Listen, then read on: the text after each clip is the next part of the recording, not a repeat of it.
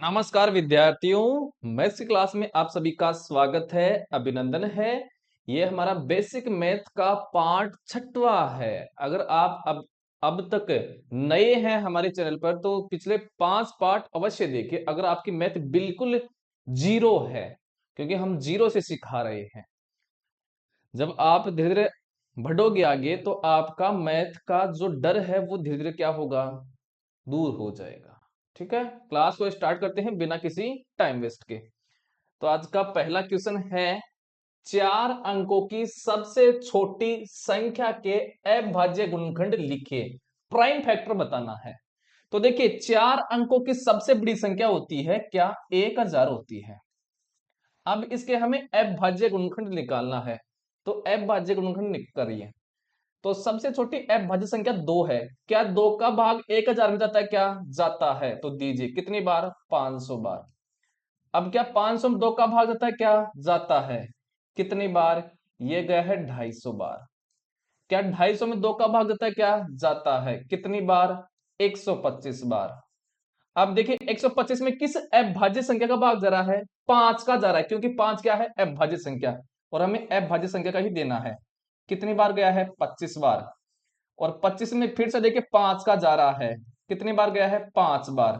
अब देखिए 5 में 5 का जा रहा है, कितनी बार? 1 बार। लास्ट में 1 आ जाए, हमें रुक जाना है। तो हमारे पास फैक्टर क्या हो गए हैं, ये इस तरफ वाले जो हैं, ये क्या है, अभाज्य गुणनखंड। तो ये हो गए हैं 2 गुणा 2 गुणा 2 गुणा 5 गुणा 5 गुणा 5। ये हो गए इसके अभाज्य गुणनखंड। ठीक है, आई होप समझ में आ गया होगा। अगला क्वेश्चन देखिए। अगला है, निम्न के सार्वगुणनखंड ज्ञात कीजिए। कॉमन फैक्टर जिसको बोला जाता है सार्वगुणनखंड को इंग्लिश में। पहला हमारे पास है, यह है 24 और 36।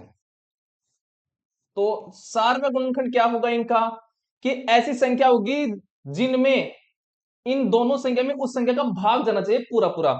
तो देखिए, एक तो सभी संख्याओं का सार्वगुणनखंड होती है, कॉमन फैक्टर होता है। अब 24 और 36 में क्या 2 का भाग जाता है, क्या पूरा पूरा जाता है? तो 2 हो जाएगा इसका। क्या 3 का जाता है, क्या 24 और 36 में पूरा पूरा भाग जाता है? तो 3 भी इसका हो जाएगा। क्या 4 का जाता है, क्या 24 और 36 में पूरा पूरा इनका भाग बिल्कुल जाता है? तो 4 भी हो जाएगा। क्या 5 का जाता है, क्या नहीं जाता है? तो 5 नहीं होगा। 6 का जाता है, क्या बिल्कुल जाता है 6 का? तो 6 भी होगी।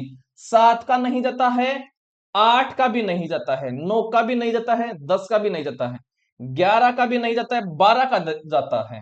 तो 12। इसके अलावा और संख्याओं का इसमें भाग नहीं जाता है।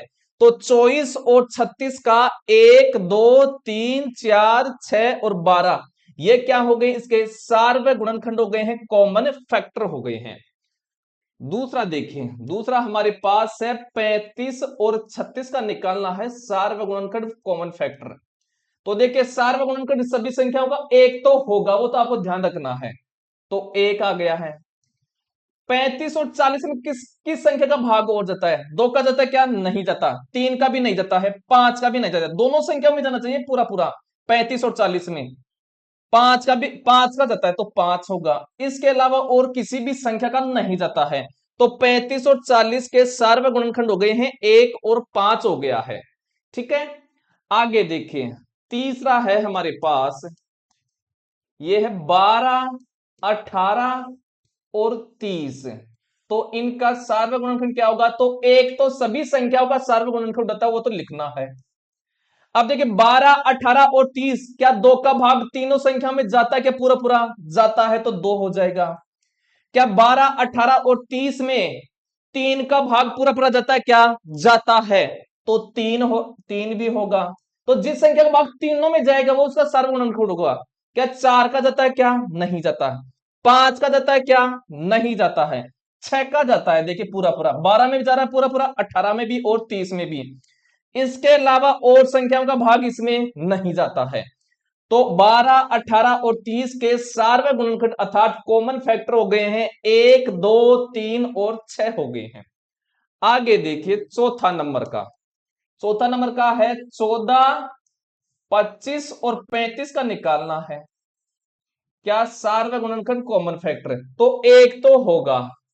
ठीक है, अब देखिए 14, 25 और 35 में और किस संख्याओं का भाग पूरा पूरा जाता है? तीनों संख्या में पूरा पूरा जाना चाहिए। देखिए किसी भी संख्या का और का नहीं जाता पूरा पूरा, तो इस 14, 25 और 35 का सार्वत्रिक गुणनखंड एक ही होगा। ठीक है, आई होप समझ में आ गया होगा कि सार्वत्रिक गुणनखंड क्या होते हैं। अगले क्वेश्चन की तरफ चलते हैं। अगला क्वेश्चन देखिए, निम्न के प्रथम तीन सार्वत्रिक गुणज ज्ञात कीजिए। सार्वत्रिक गुणज को इंग्लिश में बोलते हैं कॉमन मल्टीपल बोला जाता है। ठीक है, तो पहला हमारे पास है क्या? 4 और 5। देखिए जिन संख्याओं का हमें सार्वत्रिक गुणनखंड निकालना है उन संख्याओं का हमें एक बार एलसीएम निकालना होता है, तो एलसीएम निकाल लेते हैं। तो 4 और 5 में क्या दो का भाग जाता है? क्या एक संख्या में भी जा सकता है और दोनों संख्या में भी जा सकता है, किसी भी संख्या में जाना चाहिए, तो दो का जाता है। देखिए 4 में दो बार जा रहा है, जिस संख्या में नहीं जाता उसको ऐसा कैसा उतार लेंगे। अब देखिए दो का भाग जरा फिर से, देखिए इस दो में एक बार गया है, 5 में नहीं जा रहा, तो 5 को ऐसा कैसा उतार लेंगे। अब देखिए 5 का भाग जा रहा है और भाग देना होता है में अभाज्य संख्याओं का, ये बात आपको ध्यान में होना चाहिए। और अभाज्य संख्या होती है जिनमें खुद का भाग जाता है और एक का ही भाग पूरा पूरा जाता है, ऐसी संख्याओं को अभाज्य संख्या कहा जाता है। ठीक है, तो इसका एलसीएम क्या जाएगा? तो इनको गुणा कर लो, 5 दूनी 10, 10 दूनी 20, तो इसका एलसीएम क्या गया है? 20 आ गया है। हमें कितने गुण कितने पूछे? प्रथम तीन, तो जो 20 आया इसका पहाड़ा लिख दो, तो 20 दूनी 40 और 20 तिया 60। ये आ गए हैं इसके क्या? सार्वत्रिक गुणज आ गए हैं, कॉमन मल्टीपल आ गए हैं। मतलब कॉमन मल्टीपल क्या होता है?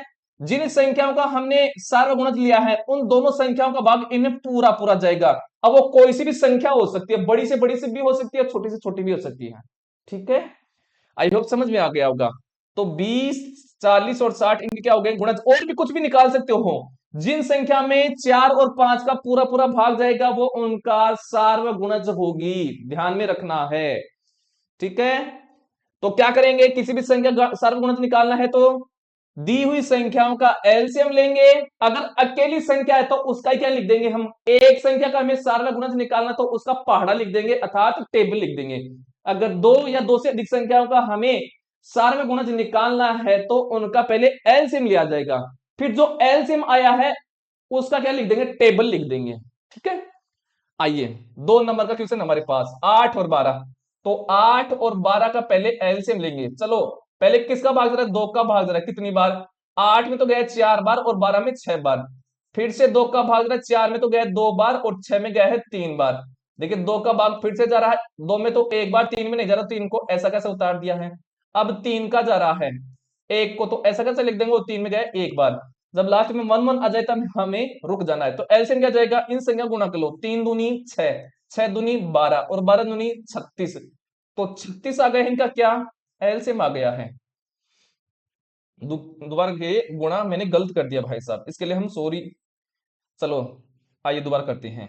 चलो 3 दूनी 6, 6 दूनी 12 और 12 दूनी 24, 24 आएगा इसका एलसीएम। ठीक है, अब क्या कर देंगे? 24 हमें कितना पूछा है? गुणज 3 है, तो 24 का क्या लिख देंगे? पहाड़ा। तो 24 एकम 24, 24 दूनी 48 और 24 तीन 72। ठीक है, तो ये आ गए इसके 3 गुणज। चलिए तीसरा नंबर का है हमारे पास 2, 4 और 10 का लेना है हमें क्या? एलसीएम। चलो तो कितने का भाग रहा है? 2 का। 2 में तो गया 1 बार, 4 में गया है 2 बार और 10 में गया है 5 बार, फिर से 2 का भाग जा रहा है, तो एक तो ऐसा का साथ उतार देंगे। 2 में गया 1 बार, 5 में नहीं जाता है, जिसमें नहीं जाता उसको ऐसा का साथ उतार दो। अब 5 का जा रहा है तो उतार लो, ये एक एक 5 में गया 1 बार। जब लास्ट में 1 1 आ जाए तब हमें रुक जाना है और इस तरफ वाली संख्या गुणा कर लो, 5 दूनी 10 और 10 दूनी 20, तो 20 आ गए एलसीएम।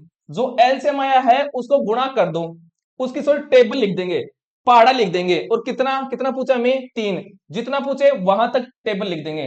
तो 20 एकम 20, 20 दून 40 और 20 60, तो ये उसके हो गए हैं क्या? 3 गुणज, 3 गुणज हो गए, सार्वत्रिक गुणज हो गए हैं। अगला क्वेश्चन देखिए चौथा नंबर का, 3, 9 और 15 है। क्या दो का भाग जा रहा? क्या इसमें नहीं जा रहा? 3 का जा रहा, तो 3 का दीजिए। 1 बार 9 में गया है 3 बार और 15 में गया है 5 बार। अब फिर से 3 का जा रहा है, तो एक तो ऐसा कैसा उतार लेंगे? 3 में गया 1 बार, 5 में नहीं जाता तो उसको ऐसा कैसा उतार देंगे। अब 5 का जा रहा है, एक एक और एक, क्योंकि 5 में गया 1 बार। जब लास्ट में एक एक आ जाए अर्थात 1 1 आ जाए हमें रुक जाना है। और इन संख्या को गुणा कर लो, 5 3 15 और 15 3 45, तो 45 आ गया एलसीएम। और कितना मल्टीपल बताना है, 3, तो 45 की पहाड़ा लिख देंगे 3 बार, तो 45 से कम 45, 45 दूनी 90 और 45 3 135, तो ये हो गए इसके 3 मल्टीपल। आई होप समझ में आ गया होगा, किसी प्रकार की तकलीफ नहीं हुई होगी। ठीक है, तो ये होते हैं क्या, सारवे गुणज होते हैं। अगला क्वेश्चन देखें, अगला हमारे पास क्वेश्चन है, 50 से छोटी ऐसी सभी संख्या लिखिए जो 2 व 3 की सार्व गुणज है। मतलब हमें क्या निकालना है, कॉमन मल्टीपल निकालना है। तो पहले 2 व 3 का क्या लेंगे, एलसीएम ले लो। तो 2 और 3 का एलसीएम कैसे लेंगे, क्या 2 का भाग जरा क्या जा रहा है, कितनी बार, एक बार, 3 में नहीं जा रहा, 3 को ऐसा कैसा लिख देंगे। अब 3 का भाग जरा है ना, तो एक तो ऐसा कैसे लिख देंगे, और 3 में गया एक बार, जब लास्ट में 1 आ जाए हमें रुक जाना है। और एलसीएम कैसे निकालेंगे, 3 इस तरफ वाली संख्या गुणा कर लो, तो 3 को 2 से गुणा करो, क्या गया है 6, तो 6 गया, 50 से पहले तक लाना है हमें, 50 तक। तो 6 की टेबल लिख दो, 6 दूनी 12, 6 3 18, 6 चौक 24, 6 पंजू 30, 6 छिक 36, 6 संतु 42 और 6 अंटू 48 है। अब आगे लिखेंगे तो 50 से अधिक चला जाएगा, तो यह 50 से कम क्या है, 2 व 3 के कॉमन मल्टीपल है, जिसको बोला जाता है सार्वगुणज बोला जाता है। आई होप समझ में आ गया होगा। इस प्रकार से निकालते हैं सार्वगुणज किसी भी संख्याओं के। अगर एक संख्या दे रखी होती है और बोलता है कि उसका सात, जैसे में बोले कि 7 का सार्वगुणज निकालिए, तो क्या करेंगे, 7 की टेबल लिख देंगे, 7 का पहाड़ा लिख देंगे। अगर 2 या 2 से अधिक संख्या आती है तो क्या करते हैं, पहले दी हुई संख्याओं का एलसीएम निकालते हैं, जो एलसीएम आता है उसका टेबल लिख देते हैं, फिर पहाड़ा लिख देते हैं। भाई साहब समझ में आया, ठीक है। अगला देखिए, तो अगला हमारे पास क्वेश्चन है, ये हमने कर लिया है, तो आज के लिए तो हम इतना ही करते हैं। ठीक है, आई होप समझ में आ गया होगा आज वाले कंसेप्ट। धीरे धीरे देखिए कंसेप्ट बनाते रहिए, हम साथ साथ आपके हर एक कंसेप्ट को बनाएंगे, जिससे मैथ आपकी सरल हो जाएगी, आसान हो जाएगी। आज के लिए इतना ही करते हैं, मिलते हैं अगली क्लास में। अगर आपको हमारा ये वीडियो अच्छा लगा है तो इसे अवश्य लाइक कीजिए और अपने साथियों को जरूर से शेयर कीजिए। अगर आप हमारे चैनल पर नए हैं, चैनल को जरूर से लाइक शेयर सब्सक्राइब और फॉलो वगैरह कर लेना है, ताकि आपको टाइम टू टाइम वीडियो का नोटिफिकेशन मिलता रहे। मिलते हैं अगली क्लास में, धन्यवाद।